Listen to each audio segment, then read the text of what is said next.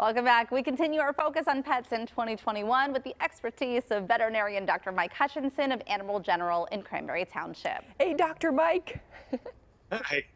So before the break, we were talking to you about New Year's resolutions for people who have older pets in the family. But now we want to get to everybody's questions. We had so many on our PTL Facebook page asking for different questions and advice.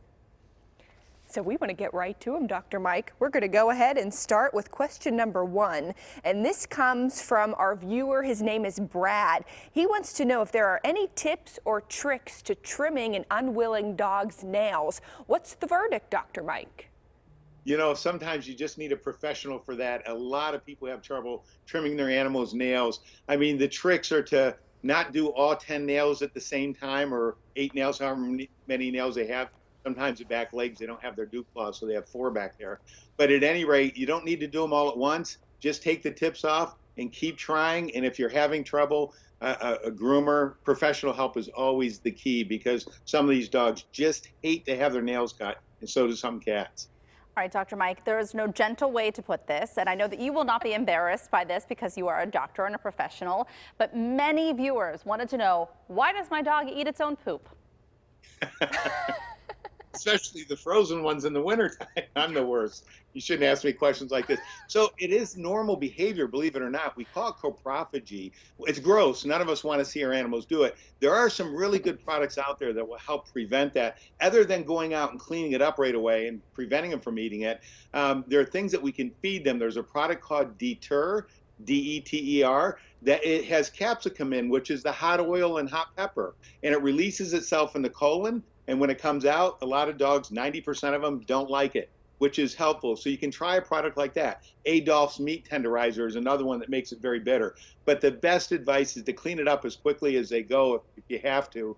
And I had some problems with one of my older dogs doing that, and you just had to follow them around, unfortunately. Is there a reason why? That's my biggest thing. Is there why? Yeah, it's not abnormal to them. A lot of wildlife eat their own feces. Some of them survive from it. Rabbits, they have to eat their own feces, so to get certain nutrients. So it's not abnormal behavior. It's just really, really gross to us. Yeah. So there's nothing wrong with your dog when they're doing that. Some dogs, if they're out eating other animals' feces, they can get worms and things like that. So you should check their, take it into your vet and have the fecal checked for parasites. But other than that, it's not an abnormal behavior. It's just gross. Ooh, I know it is gross. Well, we want to change the subject now. Let's go to another question. This is from Tressa, and she said, what's the best way of getting our reluctant 16-year-old cat into a kennel? And when she's in there, how do we calm her? You know, that's a good question, because if you want to take them to the veterinarian, how do you do it? Especially when they hate that kennel. There's a great product out there. You can get it in a spray. It's called Feel Away. Feliway. It's got the natural pheromones. When the cats in the den rub against the kittens, the mother puts that pheromone all around that den, and it calms the kittens. It will calm feral cats. So all you have to do is spray a towel or a blanket and put it into the carrier and let them go into it naturally. Do it. Don't do it the day you're leaving. Do it weeks before. Get them used to it, and they'll find it very comforting to go in there. It also makes the vet visit a lot easier, or the grooming visit a lot easier. So remember that it's a great, great tip called Feel Away. Dr. Mike, I know, going back to some older pets, Beth wrote in that her 10-year-old hound mix seems to have developed bumps on his body. There are about 4 of them. She says they're golf ball sized and they're not rock hard. I know our older dog developed some of these, but should she be worried? Well, those should always be checked. Sometimes we even want to put a needle into them. We call it a fine needle aspirate to see what the cells tell us.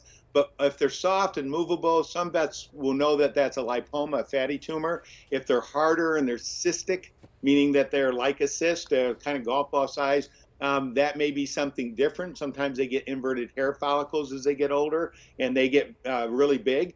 So that is something I always recommend. Lumps and bumps, have your vet check them just to make sure that they're okay, because if they're not, you want to find out soon. Good advice, Dr. Mike. We want to get to one more. This is from Angela Green, and she has a question about her 8-year-old or 8-week boxer. So this is just a newborn here. She has hiccups really bad. Should they be worried? Congratulations on the new puppy. I'm going to get one here soon too. So hiccups are very common in puppies. There's a couple of things that cause them. One is roundworms. Through one of the larval stages, they go into the lungs and then they hiccup them up and then they go into the digestive tract. Well, that's easy to take care of. You deworm them. The other one, which is more common, is a growing phenomenon. They have a nerve, I won't get too technical, it's called the phrenic nerve that goes down from the throat to the diaphragm.